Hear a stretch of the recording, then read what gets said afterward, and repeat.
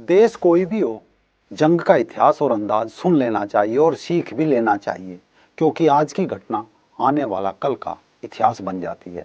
ये हम सब जान चुके हैं कि सीरिया में 10 साल से चल रही शिया सुन्नी वार में सुन्नी आतंकी गुट जीत चुके हैं, जिसके बाद सीरिया एक प्लेट में पिज्जा बन चुका है। सब अपने हिसाब से टुकड़े बांट रहे हैं, लेकिन इन सब के बीच एक देश और भी है जो इन सब का खलीफा बन चुका है।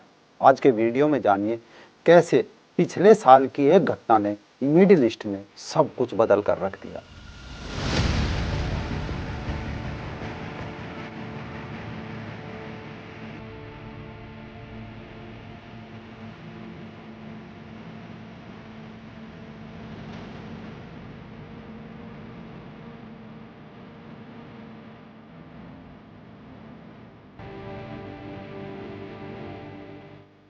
नमस्कार दोस्तों, मैं राजीव चौधरी।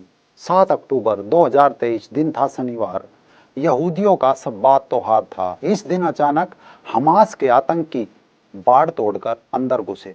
यहूदियों पर जर्मनी के होलोकास्ट के बाद सबसे घातक हमला किया। बच्चों की हत्या, रेप, यौन हिंसा, पूरे परिवारों को जिंदा जलाना और 250 नागरिकों को बंधक बनाकर ले जाना। हमास के आतंकवादियों ने इस हमले के दौरान 1200 से ज्यादा इजराइल के लोगों की हत्या भी की। इस घातक हमले के बाद इजराइल एक बड़े युद्ध के लिए तैयार हो गए। अमेरिका, ऑस्ट्रेलिया, यूरोप समेत जिस जिस देश में यहूदी रहते थे, वो अपने धर्म और वतन की रक्षा के लिए एक एक करके इजराइल में जुटने लगे। 1 लाख की फौज 3-4 लाख में बदल गई और शुरू हुई एक ऐसी जंग जिसने मध्य पूर्व के देशों की सत्ता और नक्शे बदलने आरंभ कर दिए। इजराइल ने सबसे पहले भूमध्य सागर पर अपनी नौसेना तैनात की, ताकि कोई समुद्री रास्ते से भाग ना सके या हमास को मदद ना मिल सके। फिर उसने नॉर्थ गजा पर हमला बोल दिया।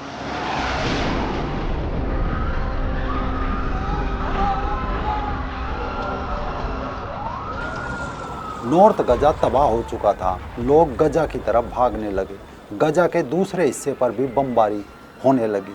यहाँ से ये लोग दार बल्लाह की तरफ निकले, लेकिन अचानक दार बल्लाह पर भी बम बरसने लगे। यहाँ से लोग खान यूनिस के लिए भागे, लेकिन वहाँ भी हालात सामान्य नहीं थे। जैसे ही वहाँ पहुँचे, वहाँ भी बम और मिसाइल मानो उनका इंतजार कर रही थी। अब सिर्फ इजिप्ट सीमा से सटा इलाका रफा ही बचा था। यहाँ खाद्य सामग्री से लेकर दवा और उपचार मिल रहा था। जब ये लोग यहाँ जमा हुए तो रफा भी सेफ नहीं बचा। हमास की मजहबी भावना ने गजा को उस तबाही पर लाकर खड़ा कर दिया जहाँ वो कभी खड़ा नहीं हो सकता। अगर किसी सहारे खड़ा भी हुआ तो चल नहीं सकता। लेकिन जब इजराइल गजा पर हमले कर रहा था, अचानक उसके पड़ोसी देश लेबनान में हिजबुल्लाह गुट ने इजराइल पर हमले करने आरंभ कर दिए। यहाँ से भी एक खेल शुरू हुआ। इजराइल समझ चुका था कि ईरान से इराक होते हुए सीरिया के रास्ते लेबनान में हिजबुल्लाह तक हथियार पहुँचते हैं और वहाँ से ये हथियार हमास को भी मिलते हैं। यहाँ से आगे इजराइल का जो ऑपरेशन था वो वाकई सुनने और गुनने लायक है।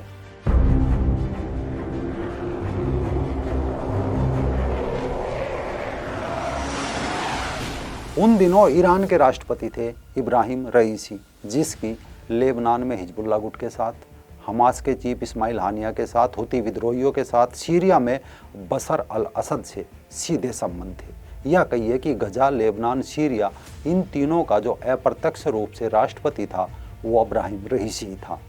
गजा में हमास के साथ जंग का 8वां महीना था। 19 मई थी। अचानक ईरान के राष्ट्रपति इब्राहिम रईसी की मौत हेलीकॉप्टर दुर्घटना में हो गई। उनकी मौत पर संशय बना हुआ था कि आखिर उनका हेलीकॉप्टर दुर्घटनाग्रस्त कैसे हुआ। हालांकि शर्म से बचते हुए ईरान ने इसे एक महज दुर्घटना माना, लेकिन इसके कुछ दिन बाद मामला साफ हो गया। जब ईरान में दोबारा राष्ट्रपति का चुनाव हुआ, संपन्न होने के बाद जब शपथ ग्रहण समारोह था, अचानक 31 जुलाई को हमास के पॉलिटिकल चीफ इस्माइल हानिया की नॉर्थ तेहरान के बेहद सुरक्षित घर में बम धमाके में मौत हो गई। ईरान के राष्ट्रपति इब्राहिम रईसी की मौत के बाद लोगों का शक मोसाद पर था, लेकिन मोसाद इतना बड़ा खेल खेलने जा रही थी, किसी को उम्मीद नहीं थी। लेकिन हमास के चीफ इस्माइल हानिया की हत्या के बाद मोसाद ने एक बहुत बड़े गेम की ओर जरूर इशारा कर दिया था। मध्य पूर्व, मिडिल ईस्ट में अब लोग सांस साध कर बैठे भी नहीं थे कि 17 सितंबर जगह लेबनान एक आदमी सब्जी चुन रहा था खरीदने के लिए, दूसरा चुनी हुई सब्जियों को बांध रहा था, तीसरा व्यक्ति झाड़ू लगाने में व्यस्त था। 17 सितंबर को लेबनान की राजधानी बैरूत में जीवन अपनी गति से चल रहा था, तभी कुछ ऐसा हुआ जिसने पूरी दुनिया को हैरानी में डाल दिया।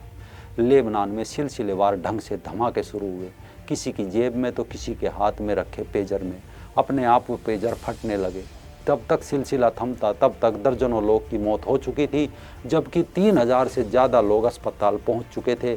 घायलों में लेबनान में ईरान के राष्ट्रपति मोजतबा अमानी भी थे। घबराए हिजबुल्लाह ने इजराइल पर मिसाइल दागना शुरू कर दिया। बस इजराइल मानो यही चाहता था। फिर गजा से जंग मुड़ चली लेबनान की ओर।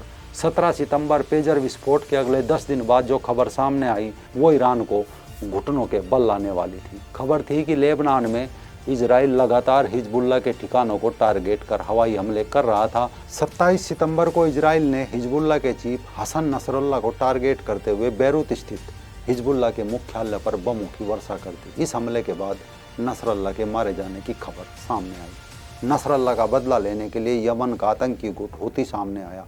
उसने इजराइल पर मिसाइल दागी, जिसके जवाब में इजराइल ने यमन के हूती विद्रोहियों को निशाना बनाते हुए यमन के अल हदुद्दे बंदरगाह पर बड़ा हवाई हमला किया। इजराइल ने इस हमले में बंदरगाह पर उसके तेल डिपो और ऊर्जा के संयंत्र को उड़ा डाला। हिजबुल्लाह चीफ नसरुल्लाह मारा गया। अचानक हमास ने अपना नया चीफ घोषित किया, याह्या सिनवार। लेकिन कुछ ही दिनों बाद इजराइल ने हमास के नए मुखिया सिनवार को भी मार गिराया। लेबनान में भयंकर बमबारी जारी रही। राजधानी बैरूत खंडर में तब्दील हो रहा था। हिजबुल्लाह संगठन बुरी तरह टूट चुका था, बिखर चुका था। अब असली खेल की बारी आई। ईरान, हिजबुल्लाह, हूती, हमास बिखरने के कारण कमज़ोर हो चुका था। वो था सीरिया, जहां से इजराइल के खिलाफ हथियार इधर उधर होते थे। 27 नवंबर था। हयात तहरीर अल शाम के आतंकी संगठनों ने सीरिया सरकार के समर्थक बलों के खिलाफ एक बड़ा हमला बोल दिया। पहला हमला विपक्ष के कब्जे वाले इदलिब और पड़ोसी अलेप्पो के गवर्नमेंट के बीच अग्रिम मोर्चे पर किया। 3 दिन बाद विपक्षी लड़ाकों ने सीरिया के दूसरे बड़े शहर अलेप्पो पर कब्जा कर लिया। फिर हामा और होम्स पर कब्जा कर लिया। असद सरकार के साथ ही हूती, हिजबुल्लाह, हमास सब बिखर चुके थे। देखते ही देखते हयात तहरीर अल शाम के सीरियाई विद्रोहियों ने राष्ट्रपति असद को उखाड़ फेंका। क्या ये कहानी सिर्फ इतनी भर है? आखिर इससे इजराइल को क्या लाभ था? बस यही कि वो खेल जो शुरू हुआ, जिसके लिए पिछले 1 साल से जंग जारी थी, यही वो नासूर था जिसका इंतजार इजराइल वर्षों से कर रहा था। असद की सेना भाग चुकी थी। सीरिया के आतंकी गुट असद को सत्ता से हटाकर जश्न मना रहे थे। अचानक इजराइल ने सीरिया में गदर मचा दिया। बशर अल असद के देश से भागने के बाद इजराइल की वायुसेना ने पूरे सीरिया में भीषण बमबारी की। गोलान हाइट्स के बफर जोन पर कब्जा कर लिया। इसके बाद से इजराइल सेना ने सीरिया के अंदर सैन्य ठिकानों, हथियार भंडारों पर 350 से ज़्यादा हवाई हमले किए। इसमें रासायनिक हथियार भंडार से लेकर हवाई सुरक्षा, नौसेना, सब कुछ तबाह कर डाला। इजराइल के हाथों मानो जैकपॉट लग गया। जैकपॉट यानी गोलान हाइट्स, जिस गोलान हाइट्स के कब्जे को लेकर पूरे इलाके में हमेशा तनाव बना रहता है। अब लगता है कि वो हालात शांत हो सकता है। हिजबुल्लाह के पीछे पड़े इजराइल को सेना पहले लेबनान में घुसी, फिर मौका मिलते ही सीरिया और इजराइल के बीच के बफर जोन पर कब्जा कर लिया। इजराइल की एयरफोर्स लगातार सीरिया के एयर स्पेस में घुसकर सीरिया की सेना और सभी महत्वपूर्ण ठिकानों और एयर डिफेंस लोकेशन को तबाह कर रही है।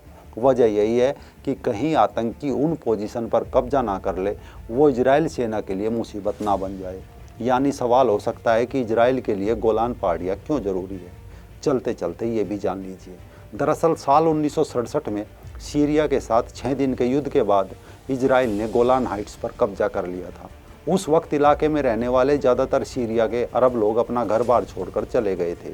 सीरिया ने 1973 में हुए मध्य पूर्व युद्ध के दौरान गोलान हाइट्स को दोबारा हासिल करने की कोशिश की, लेकिन युद्ध में इजराइल को भारी नुकसान पहुंचाने के बावजूद सीरिया ऐसा करने में नाकाम रहा। साल आया 1974। दोनों देशों ने इलाके में युद्ध विराम लागू कर दिया। संयुक्त राष्ट्र की सेना 1974 से युद्ध विराम रेखा पर तैनात है। 1981 में इजराइल ने गोलान हाइट्स को अपने क्षेत्र में मिलाने की एक तरफा घोषणा कर दी, लेकिन इजराइल के इस कदम को अंतर्राष्ट्रीय स्तर पर मान्यता नहीं दी गई। गोलान हाइट्स पर यहूदियों की 30 से ज़्यादा बस्तियां हैं, जिनमें करीब 20,000 लोग रहते हैं। इलाके में 20,000 सीरिया के लोग भी रहते हैं। यहाँ रहने वाले सीरियाई लोग अधिकांश ड्रूज संप्रदाय से हैं। ये एक ईश्वरवादी समुदाय है जो सीरिया, लेबनान, इजराइल और जॉर्डन में पाया जाता है, जो खुद को मुस्लिम नहीं मानता। दरअसल गोलान हाइट्स की चोटी से दक्षिण सीरिया और सीरिया की राजधानी दमिश्क साफ नजर आते हैं। ये दोनों इलाके यहाँ से करीब 60 किलोमीटर की दूरी पर है। दूसरा, ये पहाड़ी इलाका सीरिया से इजराइल की सुरक्षा के लिए एक ढाल का काम भी करता है। तीसरा, गोलान हाइट्स इजराइल के लिए दूसरी कई बड़ी वजहों में से अहम है। गोलान इस सूखे इलाके में पानी का मुख्य स्रोत है, जो इजराइल की 1/3 पानी की ज़रूरत पूरी करता है। चौथा, गोलान की ज़मीन उपजाऊ है, यहाँ अंगूर और मेवों के बगीचे लगाए जाते हैं। इजराइल को मानो एक खुला खेत मिल गया। इजराइल के लोग उम्मीद कर रहे हैं कि सीरिया लीबिया की तरह विद्रोही गुटों में बंट जाएगा। उन्हें डर है कि इनमें कोई ना कोई गुट इजराइल के प्रति दुश्मनी रखेगा, तो पहले ही सीरिया का 70% एयर डिफेंस सिस्टम और 80% मिसाइल और रॉकेट सिस्टम तबाह कर दिए। इसके अलावा सीरिया के दर्जनों फाइटर जेट और हेलीकॉप्टर भी इजराइल ने तबाह कर दिए। सीरिया की नौसेना के बेड़ों को डुबा दिया। अनुमान है कि आने वाले वक्त में सीरिया का एक बड़ा हिस्सा इजराइल के कब्जे में जाएगा और सीरिया में शिया सुन्नी आपसी जंग लड़ रहे होंगे।